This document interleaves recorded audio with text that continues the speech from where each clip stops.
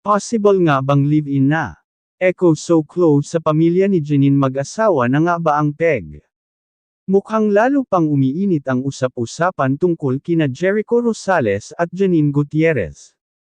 Marami ang nakakapansin na tila ibang level na ang closeness nila, hindi lang sa isa't isa kundi pati na rin sa pamilya ni Janine.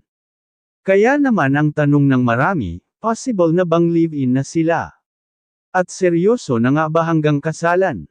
Sa mga recent sightings at social media posts, kapansin-pansin ang dalas ng paglabas ni Echo kasama ang pamilya ni Janine.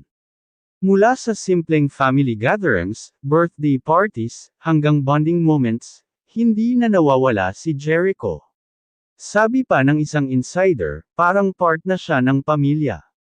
Comfortable na comfortable si Echo sa kanila, at ganun din si Janine sa side ni Echo.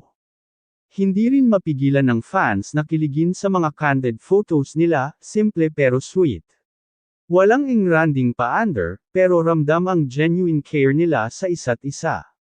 Ayon pa sa ilang malalapit sa kanila, madalas daw magstay si Echo sa bahay ni Janine kapag may free time sila. Live-in vibes na raw ang peg nila kahit walang opisyal na announcement. Dahil dito, hindi maiwasang mag-isip ang mga fans, mag-aasawa na ba sila? Pareho na silang nasa tamang edad, pareho na ring established ang careers, at higit sa lahat, mukhang ready na sila para sa next chapter ng buhay nila. Marami ang nagsasabi na kung sakaling ikasal sila, siguradong magiging isa ito sa mga pinaka-inaabangang showbiz weddings. Sa ngayon, nananatiling tahimik sina Jericho at Janine sa issue. Mukhang mas pinipili nilang i-enjoy muna ang pribadong buhay nila, malayo sa gulo ng showbiz chika. Pero sa mga kilos nila, action speaks louder than words, ika nga.